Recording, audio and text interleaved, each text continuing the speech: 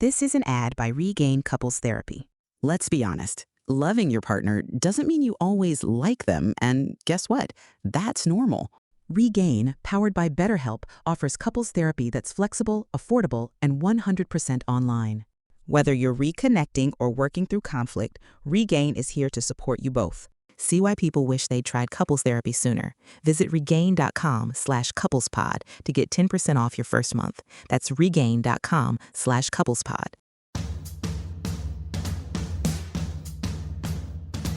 This is Totally Useless Information with Nick and Roy.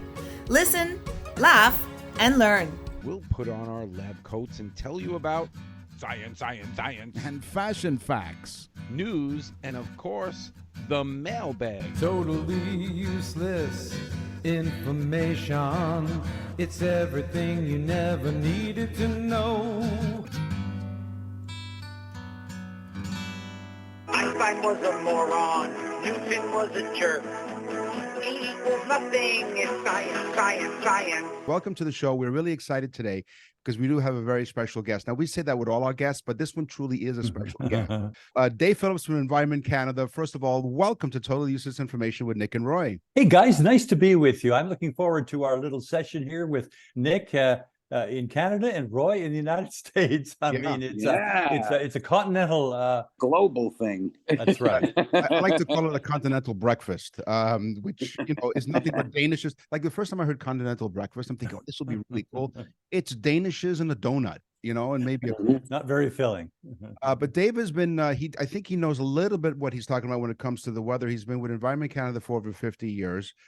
He likes to talk about the climate of Canada and promote awareness of understanding meteorology, because heaven knows that when it comes to meteorology, we always love to hate the meteorologist who says, "And mostly sunny today," and then it's pouring rain. So we can respect that. But he's also written several books. He's won some awards like the Commemorative Medal for the 125th anniversary of the Confederation of Canada. He's won the Queen Elizabeth Golden and Diamond Jubilee medals, twice received the Public Service Merit Award.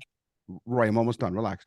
He's the recipient not one, not two, but 3 honorary doctorates for the University of Waterloo and Windsor and Nipissing University. And finally, in 2001, Dave was named to the Order of Canada. Congratulations, Dave. But the key question here is, does Dave know anything about the environment? Well,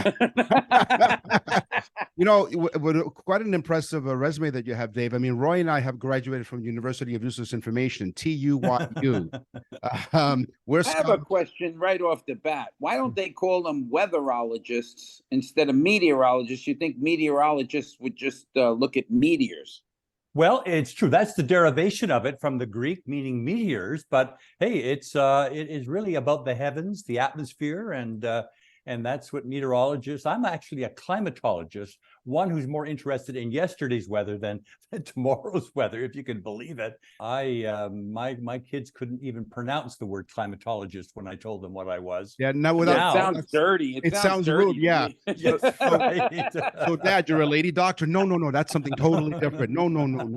So what we're gonna do today, Dave, is I think we're gonna delve into some weather myths, because you hear all kinds of stuff. They hear over the years, whether it's someone who makes it up or something that has kind of changed hands through the course of time, like broken telephone.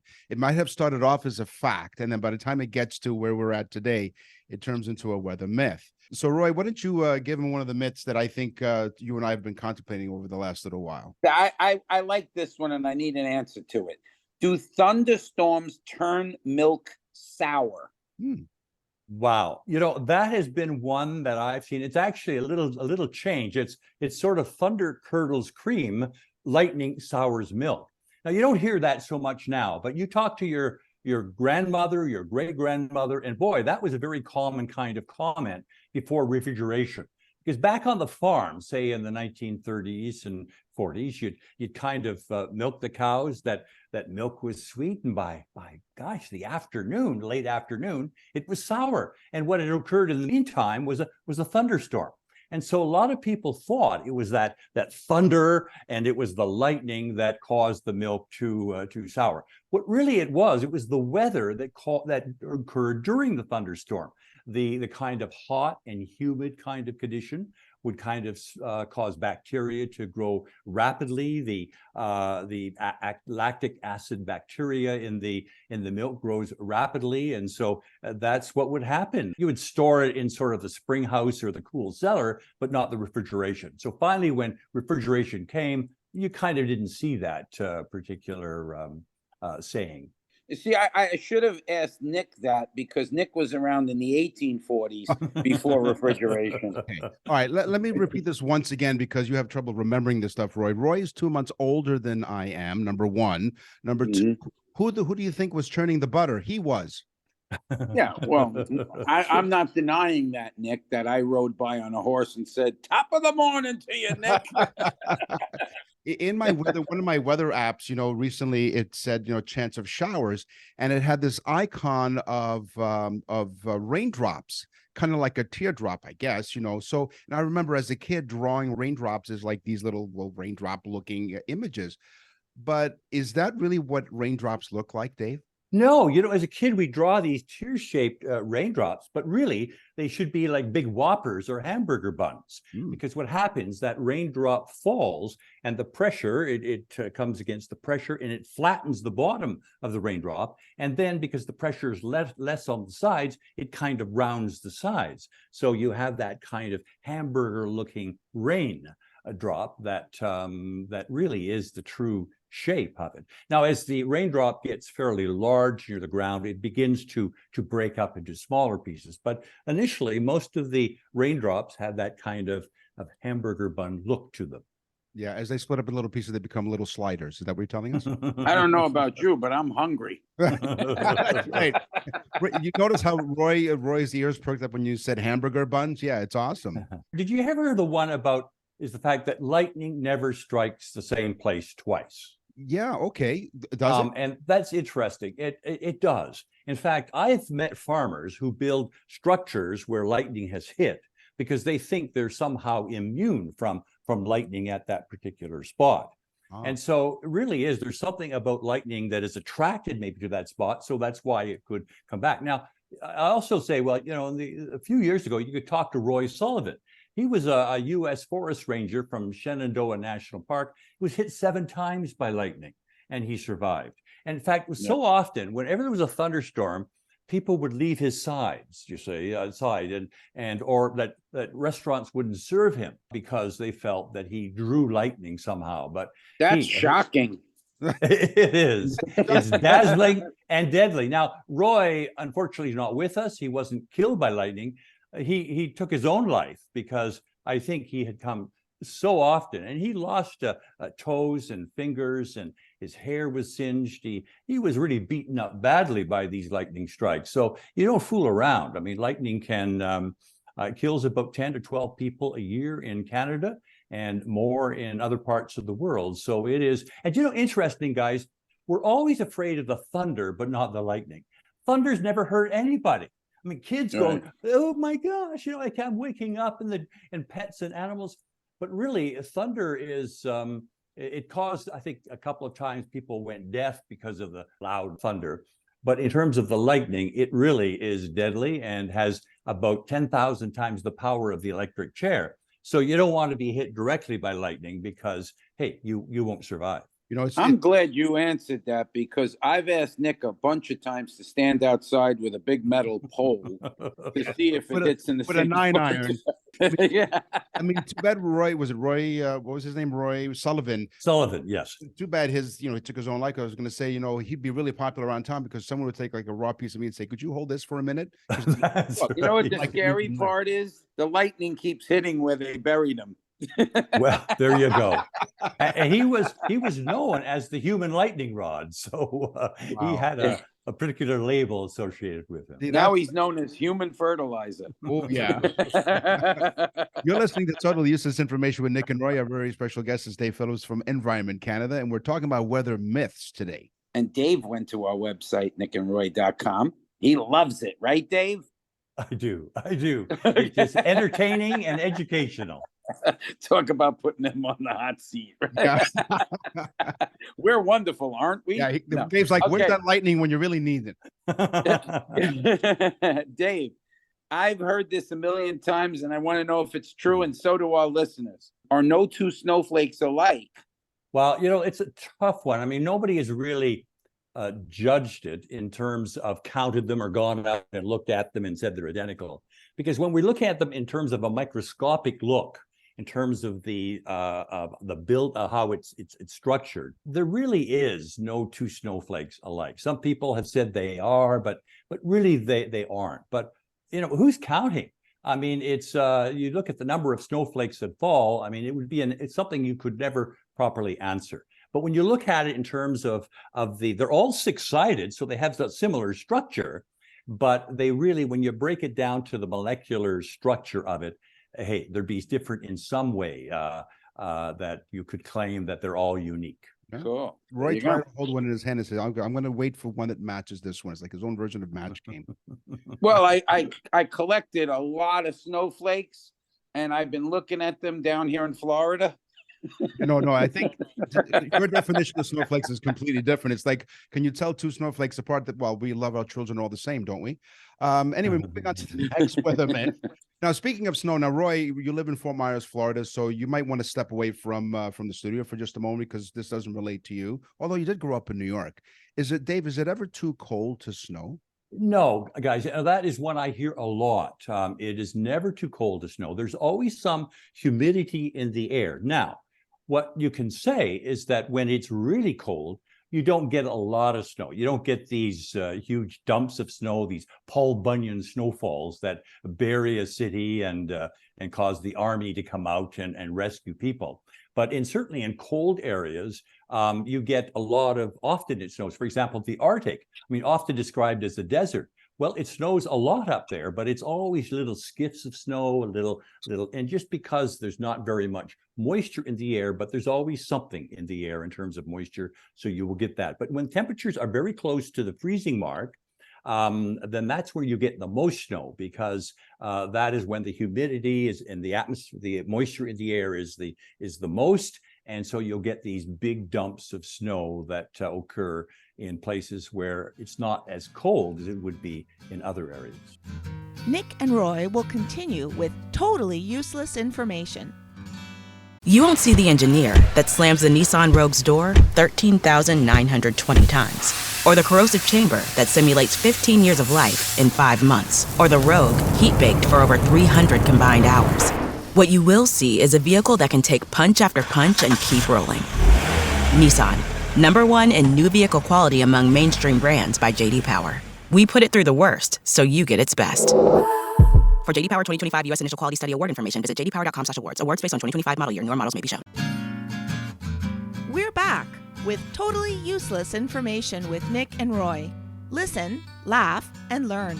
You're listening to Totally Useless Information with Nick and Roy. Our very special guest is Dave Phillips from Environment Canada, and we're talking about weather myths today. I've seen The Wizard of Oz. We all have, and tornado hits the town of in Kansas there, and a tornado's hitting. And then this is what I've heard: in order for you to save your house from the pressure, because it's a lot of pressure going on, and Dave, you can probably explain a tornado way better than I can. Is it true that you should open up your windows and doors in order to when a tornado approaches to save your house? Nick, that has been a myth for so long. And people, we really advise people against it because they're losing valuable time when the tornado is bearing down on you and you're hunkered down and you go say, oh my gosh, I better open the windows, because the feeling was that what caused the destruction was the pressure difference between inside and outside. So if you open the windows and open the doors, this would equalize the pressure and it wouldn't have any problem. It's not that causes it's what happens is the winds will actually lift the roof off of a house. Right, I was just going to say, so thank God I left the windows open as you're looking up and seeing the sky because you have no roof left. So you don't look for your pets. You just get to safety and forget all those sort of little do's and don'ts that our grandparents told us about. Oh, what should you do though? Is it true to go into your basement? Yes, it truly is. I mean, you go to the lowest place in your home or your dwelling, and if you don't have a basement, it's best to go to an interior closet without windows, So a bathroom is a good place to be because they often don't have a lot of utensils around and things like that. And also I've heard of people sitting or laying in the bathtub with a mattress over them. That's almost foolproof. And that's where Nick sleeps a lot of times when he gets in trouble with his wife. Yeah. You know? My doghouse, after so many years of marriage, Dave, is fully furnished, including a mattress and a just don't go down to the basement and stand there and wait for the house to be blown to smithereens. You hide under a workbench. You get behind a Chesterfield. And what you always do is cover your head and your neck. Those are the most vulnerable parts of the body. And I've seen so many people when they've been talking about the eyewitness account of a tornado, and they all have little nicks. It looks like they've cut themselves shaving. And really, this is like little pebbles flying about, straw, glass pieces, glass pieces. These are the things that actually kill you. That is very, very good advice. I do that with Nick a lot. I cover his head with a bag. Yeah. When I do in the show. Yeah. For the safety of everybody that's watching. I got a question for Dave. Yeah. You're a climatologist. Here's my question. Are we in a warm cycle or a medium cycle as far as the Earth? Because that's a question I have, because I hear some scientists say we're in like a medium cycle. We're not in a warm cycle. Don't tell me that in Florida. You know, and so I've actually watched the program the other day on a guy who says we are literally in a medium cycle. So we're not in a warm cycle. So I would argue that we're into a hot cycle. I mean, this is clearly the world has never been. You take this past month of July. I mean, we've had the warmest days. July 6th was the warmest day. Stick a thermometer in the world. What we have seen is clearly a global fever. And we saw the warmest 2 weeks on record. I'm sure any day now, July will be declared as the warmest month. And by the end of this year, we'll probably say 2023 was the warmest year. And these records, in some cases, on daily records, go back 120,000 years. So there's no question that we're seeing everywhere. It doesn't matter whether it's in China or in the Mediterranean area or in Scandinavia or the United States, from Florida to California or up into the near the Arctic Circle in Canada. We're seeing temperatures we've never seen before. And I don't think there's any denying it, is the fact that it's not only nature producing this heat, but it's also people, the stuff coming out of our tailpipes and smokestacks, that we clearly are living in a warmer times. Yeah, this is why I stopped Nick from eating beans and cabbage, because he was emitting out of his tailpipe and hurting the environment, Dave. I was to do his part. I was direct competition with the cows. Is that what you're saying with the methane? Now, don't talk bad about cows, Nick. That's right. Yeah, that's right. You're the one that, what was it when we asked you, what do you call a cow that's laying down? You call it ground beef. It doesn't work that way. One last question before you go, Dave, because I have other weather stories that maybe we can invite you back another time if that's okay, and talk about some of the weather stories, because you've written a few books about weather. In fact, you even have like, as I mentioned in your intro, a Canadian calendar. Would you mind coming back in a future episode? Sure, guys. I enjoy it very much. Awesome. So Roy lives in Florida, and Florida, unfortunately, is prone to a lot of hurricanes. And Yes. recently, Roy was part of Hurricane Ian. Now, the names of the hurricanes alternate between male and female. Am I remembering that correctly? That's right. It began, Nick, in 1979. Before that, it was all male name hurricanes. But then in 1979, we alternated between female and male. And there's, in the North Atlantic, there are six lists of six lists, and we alternate. So if a hurricane is pretty ferocious and deadly and memorable, and then we will retire its name to the Hall of Fame and pick another name. Could be Hispanic or English or French names, and has to be less than 10 letters. So, hey, there could be a Hurricane Nick or a Hurricane Roy. I mean, nothing's stopping that. That happens every week, Dave. Every week. Okay. Yeah. You know, what's interesting, guys, in the naming of hurricanes, what we have found is there are more female named hurricanes are deadlier than male hurricanes. Now, I mean, that is just a quirk. But there's a bit of sense to it, in the sense that when we have hurricanes named like Debbie and Flo and hey, I mean, these don't, or Patty, these don't seem to be very ferocious. They're like, it's like the girl next door. I mean, you're not going to evacuate when you have Hurricane Debbie bearing down on you. But what about Hurricane? Dave, let me interject. I have to interject. Dave, have you been married, Dave? So listen, Roy, could you tell Dave and the rest of the audience what your wife's name is? My wife's name is Debbie, Hurricane Debbie. That's what I call her, Hurricane Debbie. I picked the wrong name. But hey, what about? I think we should name a female name hurricanes Gertrude or Zelda or Broomhilda.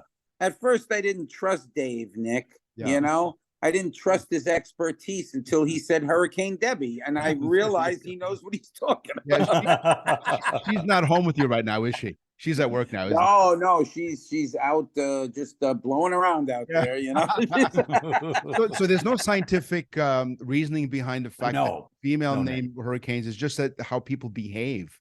That's right, exactly. But if you get a hurricane like Attila or Ivan or Igor, I mean, that's going to scare the bejeebies out of you. So you're going to pay attention, do the things you're supposed to do in a hurricane, but not with little tame names like, Flo or Mary or something like that. Wow. Yeah. Incredible.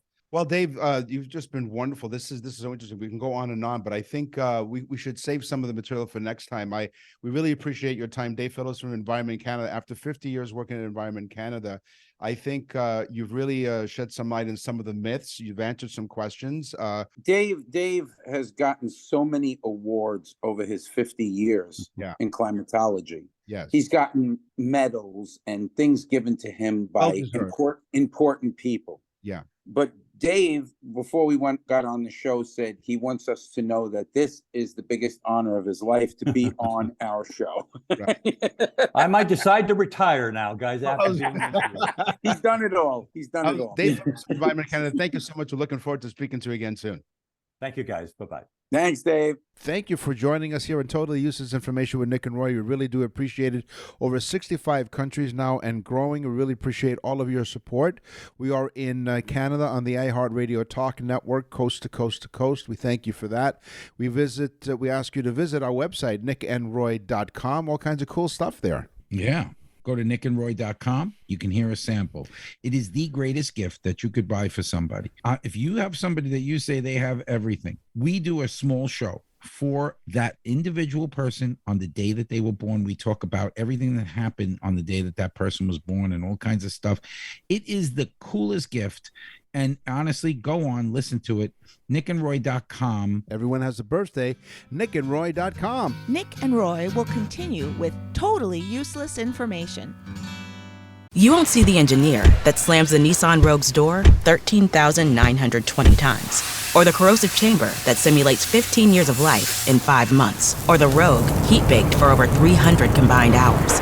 What you will see is a vehicle that can take punch after punch and keep rolling. Nissan.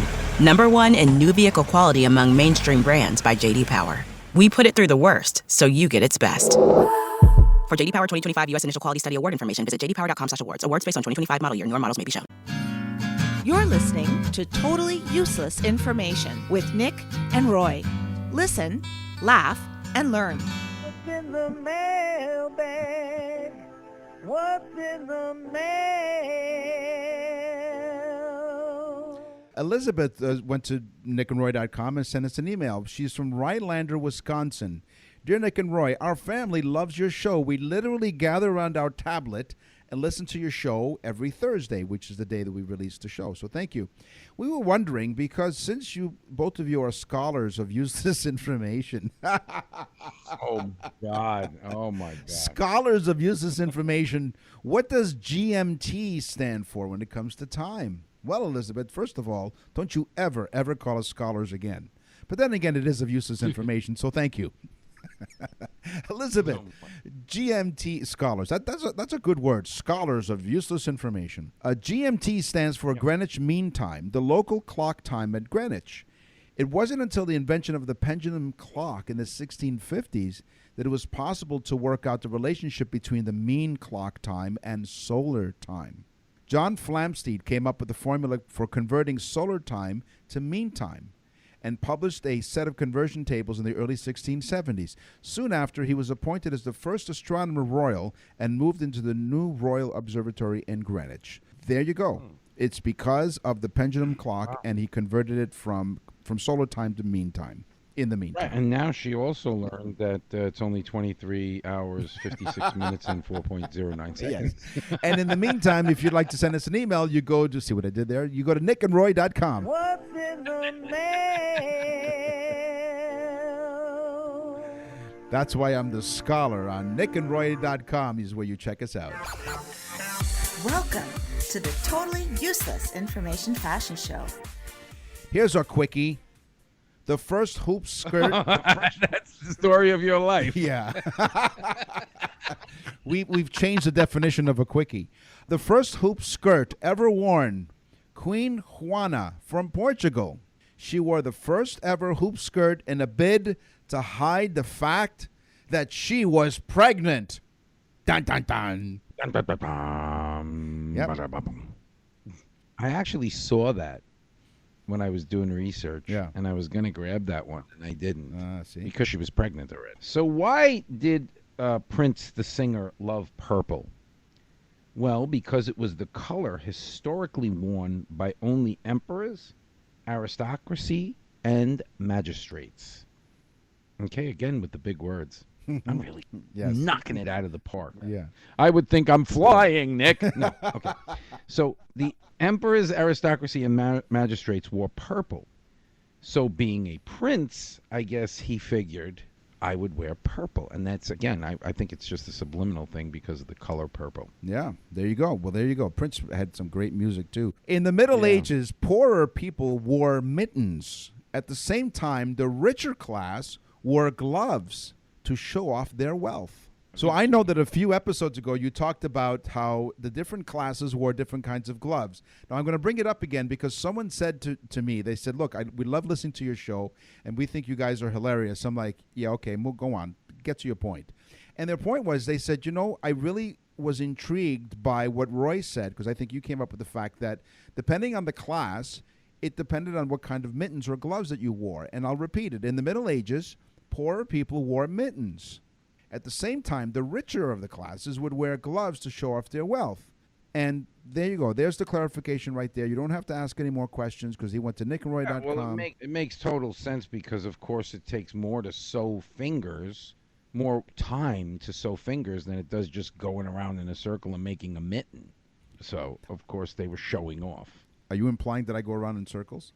I'm implying that they probably wore purple gloves, too, because they were emperors, aristocracies, and magistrates. There has always been a rumor that Louis Vuitton burns any old stock to keep a tight hold on exclusivity. Again, the word exclusivity.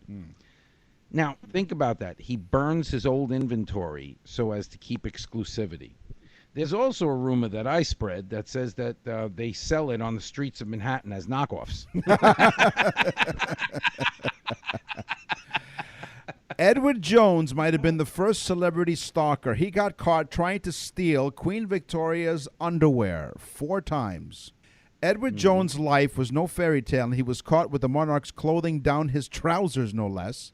Dr. Jan Bondenson, a senior lecturer at Cardiff University, spent 5 years researching his subject. He said Edward Jones was a very weird character, you think, and apart from Queen Victoria, he was never interested in women. He was extremely ugly, with a wide mouth and a low brow, and he never washed, which is why people thought he was a chimney sweep. He took the Queen's underwear the first time, and then the third time, he stole food from the kitchen, and twice he was caught sitting on the throne. Doesn't indicate which one. Instead of being thrown in prison, he was sent to live in a penal colony in Australia. The old penal colony. That's right, yes. Where they have What was his name? His name was Edward Jones. In 1950, the average American spent 11.5% of their annual income on clothing. 11.5%. Nowadays, we only spend 3.5%. Okay? Now, so most of the things go up. Price of cars, price of food, so on and so forth. But in general, our clothing expenses is almost a third of what it was in 1950. So let's say thank you to the Chinese for cheaper clothing and nasty viruses. No, that's not true. The virus was a knockoff. It wasn't the real thing. This is just, Says Louis Vuitton. Yes, this is just plain goofy. Up until 2001, Disney employees were not allowed to wear their own underwear under their costumes. They had to share Disney. Were they part of Sniffer there? Yeah, Edward Jones did not work for Disney. They had to share Disney-issued undergarments. So what were they, Mickey Mouse? Like, here are grown people wearing Mickey Mouse underwear. But after several employees complained, and they complained because they got pubic lice and reported stained undies, the company changed their policy. Oh no! Especially being that they didn't make those Disney underwear in anything but youth sizes, so for someone like me, that would be really heartbreaking to put them on. It'd be like a nasty Speedo. At first, I thought it said public lice. What? There's private lice? Listen, there's no room for me. Nevertheless, the pubic lice. This show just went off the rails. Right into Disney World. Yeah. Okay, in the Western world, skirts are exclusively for women. But in other parts of the world, they are worn by both men and women. Yeah. And in some parts of the world, people eat dogs and monkey brains. But it doesn't make it right. Get my point? Yeah. So that's www.nickandroy.com to complain. Yeah, that's right. Where do expressions come from? We want to know right now. We can put your money where your mouth is. Ooh. Put your money where your mouth is. The expression first appeared in America in the 1930s or 40s. They're not sure, but they're still figuring it out. The idea behind this idiom is that it's easy to talk about doing something, but it's harder to do something about it. So therefore, if a person keeps talking about something that he or she thinks is true, but does nothing to support it, someone might use this idiom on her or him. So before the expression existed, there were several others that were similar, like put your money where your faith is, or put your money where your heart is, all meaning the same thing. Because if you care about something, you should support it with money or other actions. Put your money where your mouth is. Wow. That's pretty cool. How about this? The die is cast. What does that mean? The die is cast, meaning the decision is made. Well, Julius Caesar ordered his troops to cross the Rubicon River, which, by the way, is another one that I'll get to eventually. Cross the Rubicon. But he ordered his troops cross the Rubicon River, and his trusted generals asked if he had made the right decision. And he said, it's too late. The dice have been thrown. Or translated from Italian, the die is cast. Nick and Roy will continue with totally useless information. You won't see the engineer that slams the Nissan Rogue's door 13,920 times. Or the corrosive chamber that simulates 15 years of life in 5 months. Or the Rogue heat-baked for over 300 combined hours. What you will see is a vehicle that can take punch after punch and keep rolling. Nissan, #1 in new vehicle quality among mainstream brands by J.D. Power. We put it through the worst, so you get its best. For J.D. Power 2025 U.S. Initial Quality Study Award information, visit jdpower.com/awards. Awards based on 2025 model year. Newer models may be shown.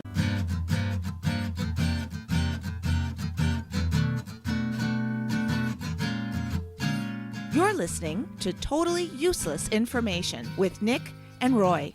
Listen, laugh, and learn. Sports. Play ball. Yes, support can be beautiful. I'm wearing athletic support. Yes. We want to thank all of you for your athletic supporters. Yes. It takes 3,000 cows to supply enough leather for one season in the NFL. 3,000 cows. 3,000 cows? 3,000 cows to provide enough leather for the NFL to supply their footballs for one NFL season. That's a lot of cows. Yeah, 3,000 cows and about 10 deflated balls from Brady. Yes. I wonder if the cows' balls are deflated when they get the leather off of them. It's okay, Boston. We know you cheat. Michael Phelps, U.S. swimmer, has won so many gold medals that if he were a country, he'd rank 35th. If he was a country for gold medals won, ahead of 97 other nations. Just him. That's a lot of medals. Oh my God, that's insane. The one man has won so many medals that he would rank 35th out of countries. 35th. Come on. That's a slacker. Come on. Really? You couldn't do better than that? Ferdinand Louis Ansador Jr. was a professional basketball player who played 20 seasons in the NBA. Don't you know Ferdinand Louis Ansador? No? Never heard of him? No. After leading the Milwaukee Bucks to its first NBA championship in 1971, Ferdinand was 24 years old. He changed religions and became Muslim and renamed himself Kareem Abdul-Jabbar. What is he doing now? Where are they now? He collects rugs. His feet need something softer after a dominant career on the hardwood, I guess, so he collects rugs. Kareem Abdul-Jabbar. That's crazy. He's a rug collector. Yep. Not a salesman, a rug collector. He collects rugs. I collect dust. Major League Baseball umpires, they sign contracts, just like the players. One of the stipulations in their agreement is they must wear black underwear. Why?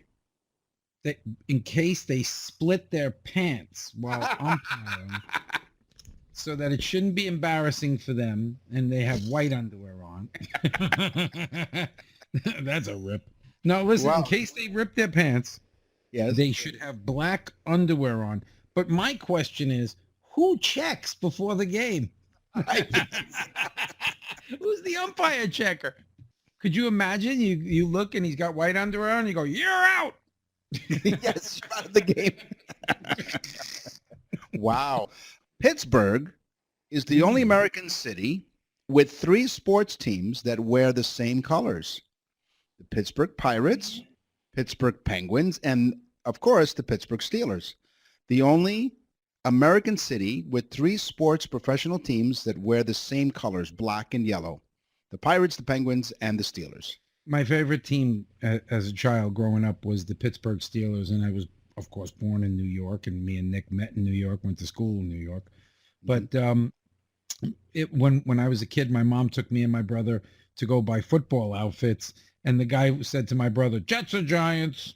And my brother goes, "Giants." He says to me, "Jets or Giants?" I go, "Pittsburgh Steelers." He goes, "Why?" That's before they were even good. Hey, here's an idea for a loved one. If you have a birthday, a loved one who has a birthday, rather, and everyone has a birthday, what a great idea for you to go to nickandroy.com/birthdays. Yeah, you have to do it, guys. We literally put together a show just for that special person. We give all useless information, facts about the day that they were born, the year that they were born. It is so interesting. You have to go to nickandroy.com. You can actually listen to one. You're going to love it. They're going to love it. It is the greatest, most unique gift, especially for people that have everything. I'm telling you, go and listen. You'll love it. Go to nickandroy.com/birthdays. So we talked about geography. We went into the world of science. We did some fashion stuff. It's now time for the news. And now, from around the corner and around the world, this is TUI News. A bodybuilder and self-proclaimed sexy maniac from Kazakhstan has tied the knot. He got married with a synthetic sex doll in a stunning ceremony celebrating the couple's 18-month relationship. Yuri Tolochiko married his sex doll fiancée Margot after months of delays caused by the pandemic. See, that corona will get you. in the usual conventional wedding ceremony, capped off by the romantic first dance, the UK's Sun reported. Okay?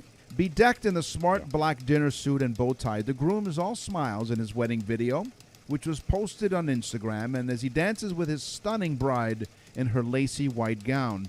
Sharing footage of the unusual celebration on Instagram, the bearded actor wrote, "It happened. To be continued." Really? In the social media video shared on Instagram, more than 140,000 followers across 2 accounts. Toloco slips a ring onto Margot's finger before the couple shares a tender kiss in front of a crowd of delighted wedding guests. Now, last May, Yuri announced his... Were they real people, the wedding guests, or were they mannequins? Yes. Mannequin party of 2. Last May, Yuri announced his intentions to marry Margot, claiming the couple was ready to take its relationship to the next stage.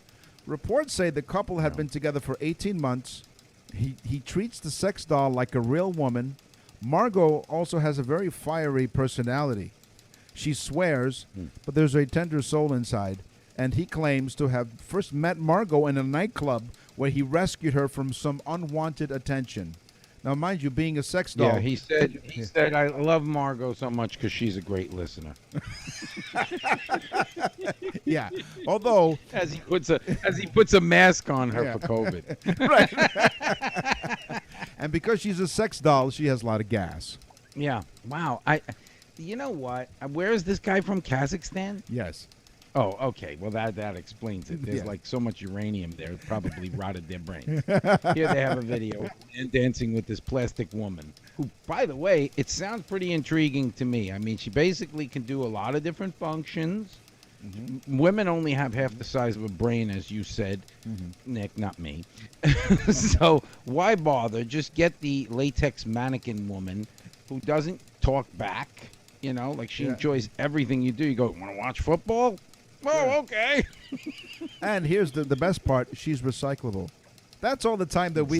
That's all the time we have for this week's episode. We will scour the internet far and wide for more useless information. Actually, as we do every week. I'm sorry I interrupted you, but actually they should tell us, because we're basically clueless and we do what everybody else. No, we're scholars of That's useless. why we're married. No, we're scholars of useless information. In the meantime, tell a friend about the trend by sharing and subscribing, folks. Go to our website, www.nickandroy.com. I'm Nick. And I'm Roy. Totally Useless Information with Nick and Roy is a production of nickandroy.com. Visit nickandroy.com to access the full library of episodes, or wherever you get your podcasts.